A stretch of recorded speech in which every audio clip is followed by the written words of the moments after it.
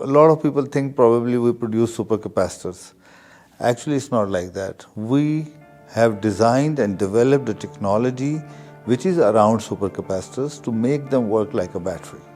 So this was the main challenge which we took in 2009. Until 2013, we were able to manage 4 major problems. The first biggest challenge with supercapacitors was that when you charge them at a very high speed, they can take charge at 150 C as well. Like you can charge them in seconds. So any device which can be charged at such a high speed tends to get in balance on the same speed. When you put a large number of supercapacitors in a pack and all of them are in series and parallel to achieve voltage and capacity of storage, they tend to get in balance on the same speed they can get charged. So the first code which we cracked was balancing supercapacitors on the same speed. So we developed an algorithm-based balancing mechanism which kept all the supercapacitors at one state of charge, balancing them. And let me tell you, the number of supercapacitors at that time in a pack used to be 2,400 supercapacitors. It was really a big challenge. We did that. And then the second challenge came up. That was the major thing which we had to do to control the discharge rate. The voltage discharge rate is too fast. You put load on a supercapacitor in few minutes, it's much more lower than the voltage, usable voltage range. You still have juice in the capacitor, but you can't use it.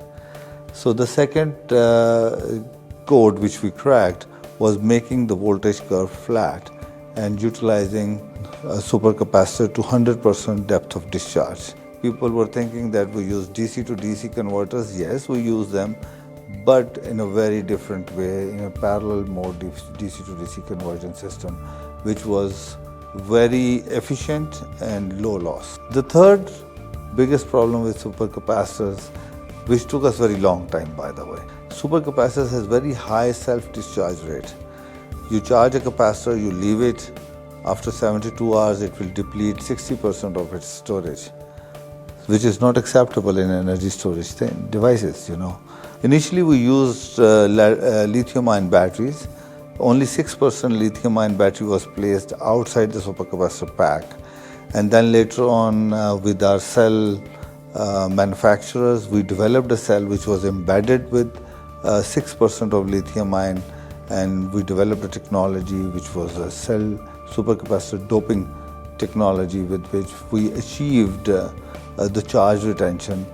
And initially our charge retention was only for 1 week. Then we achieved for a couple of months. And today we have a charge retention or self-discharge rate of less than 2% per month, which is much more lesser than any chemical battery available in the world.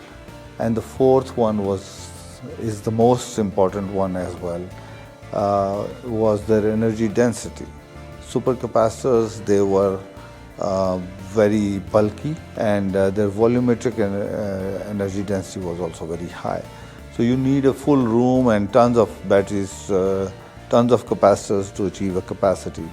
And we worked out with some special materials like graphene in the beginning. Then we developed tantalum.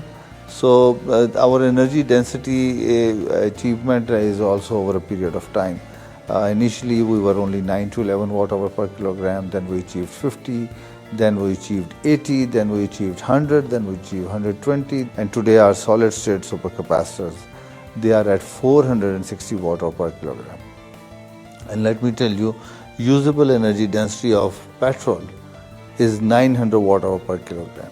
So if we develop a battery which has an energy density of 900 watt-hour per kilogram, it can be the same size or same weight as of a petrol tank in a car.